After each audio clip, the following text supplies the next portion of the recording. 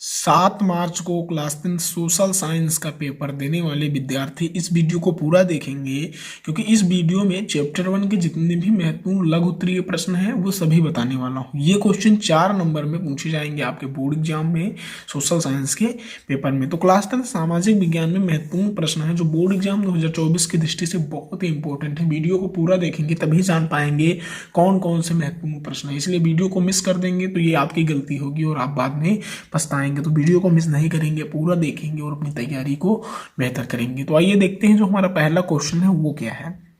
पहला क्वेश्चन है, फ्रांस की क्रांति कब हुई और इसका मुख्य कारण क्या था। बहुत ही आसान तरीके से मैं लिखना सिखाऊंगा आपको। फ्रांस की क्रांति कब हुई ये बताना है और इसका मुख्य कारण क्या था।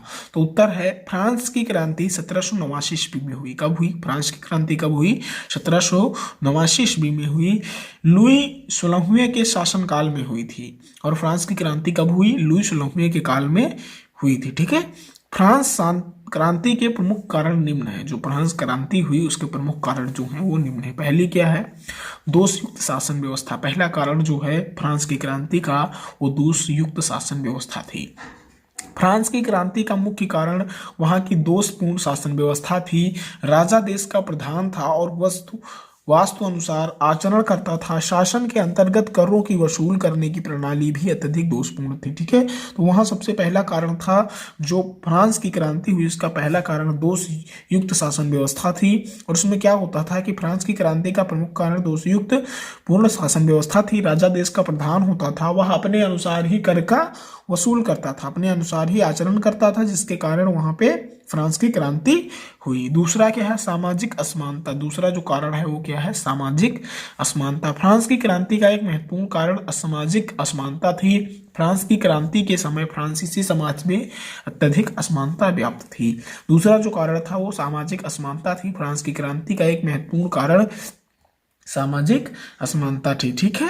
तो ये जो पहला क्वेश्चन था, फ्रांस की क्रांति कब हुई और इसका मुख्य कारण क्या था। तो फ्रांस की क्रांति 1789 ईस्वी में हुई और यह लुई 16वें के शासनकाल में हुई थी। ठीक है। और इसकी जो मुख्य कारण था वो दोषयुक्त शासन व्यवस्था था। दूसरा क्या था? सामाजिक असमानता था। तो ये दो कारण जो थे वो प्रमुख थे किसके? फ्रांस की क्रांति की। ठीक है। फिर दूसरा क्वेश्चन क्या है? अपने शासन व्यवस्था को अधिक कुशल बनाने के लिए, जो अपना शासन व्यवस्था था उसको अधिक कुशल बनाने के लिए नेपोलियन ने क्या क्या बदलाव किए, ये आपको बतानी है। बहुत ही आसान क्वेश्चन है। तो उत्तर देखेंगे, अपने शासन व्यवस्था को अधिक कुशल बनाने के लिए नेपोलियन ने निम्न बदलाव किए। अपने शासन व्यवस्था को अधिक कुशल बनाने के लिए नेपोलियन ने निम्न बदलाव किए। पहला क्या किया? नेपोलियन संहिता द्वारा जन्म पर आधारित विशेषाधिकार समाप्त कर दिए गए। नेपोलियन संहिता द्वारा क्या किया गया?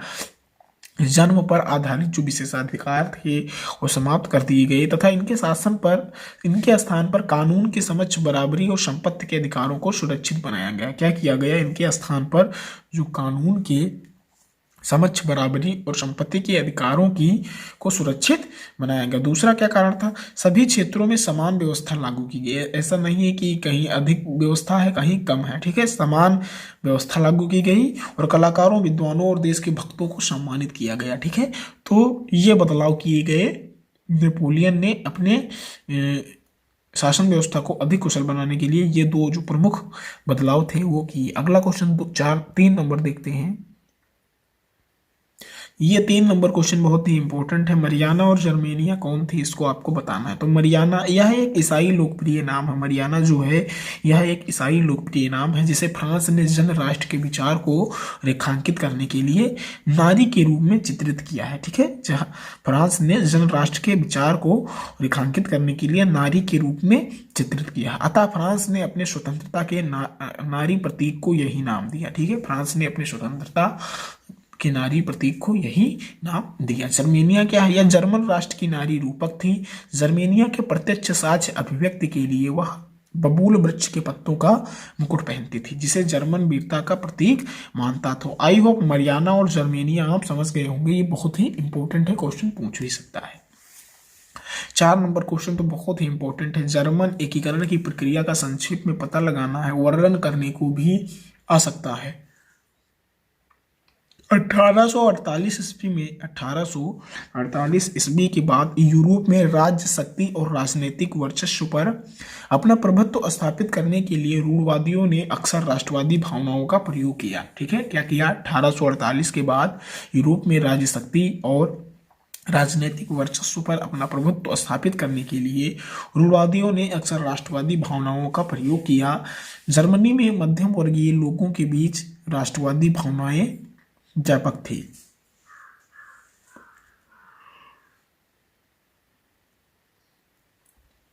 प्रुसिया के प्रमुख मंत्री ऑटोवान बिस्मार्क को इस प्रक्रिया का जनक माना जाता है। जो जर्मनी की एकीकरण है उसके जनक कौन है? ऑटोवान बिस्मार्क है। ठीक है, जर्मनी के एकीकरण के समय हुई बड़ी घटनाएं निम्न थी। पहली घटना कौन थी? ऑस्ट्रिया, डेनमार्क और फ्रांस के साथ 7 वर्षों तक युद्ध लड़ा गया और प्रुसिया की जीत के साथ समाप्त हो गया। जो युद्ध था ऑस्ट्रिया, डेनमार्क और फ्रांस के साथ 7 वर्षों तक लड़ा गया और युद्ध प्रुसिया की जीत के साथ समाप्त हो गया। ठीक है, और एकीकरण की प्रक्रिया पूरी हो गई। नेक्स्ट क्या है? 18 जनवरी 1871 ईस्वी को जर्मन राज्यों के शासकों, सेना के प्रतिनिधियों, प्रमुख मंत्री ऑटोवान बिस्मार्क सहित प्रुसिया के महत्वपूर्ण मंत्रियों की एक बैठक वर्साई के महल में हुई, जिसमें काइजर विलियम प्रथम की अध्यक्षता में नए जर्मन साम्राज्य की घोषणा की गई। इस प्रकार जो जर्मनी की एकीकरण की प्रक्रिया थी उसका आपने संक्षेप में वर्णन किया है। तो इसी तरीके से आपको बोर्ड एग्जाम 2024 7 मार्च सोशल साइंस के पेपर में इन सभी क्वेश्चन के आंसर लिख के आना है। इनमें से ही क्वेश्चन आएंगे, कोई ना कोई क्वेश्चन आपको देखने को मिलेगा। तो ये 4 इंपॉर्टेंट क्वेश्चन थे जो बोर्ड एग्जाम 2024 की दृष्टि से बहुत इंपॉर्टेंट थे। आप इन्हें तैयार करेंगे और अपनी तैयारी को बेहतर करेंगे। अगर आपने अभी तक कुशांक ऑनलाइन यूट्यूब चैनल को सब्सक्राइब नहीं किया तो तुरंत सब्सक्राइब कर लें, क्योंकि यहाँ पे क्लास 10th हिंदी मीडियम के छात्रों की जो तैयारी है वो बहुत ही बेहतर ढंग से करवाई जाती है। और आपने अभी तक सोशल साइंस की तैयारी नहीं की है तो आप क्या करेंगे? आप चैनल को सब्सक्राइब करेंगे, चैनल पे विजिट करेंगे और वहाँ प्लेलिस्ट वाले सेक्शन में सोशल साइंस की प्लेलिस्ट बनी हुई है, आप वहाँ से जाकर प्लेलिस्ट को देखेंगे और अपनी तैयारी को बेहतर करेंगे। तो फिर मिलते हैं अगले वीडियो में, तब तक के लिए धन्यवाद।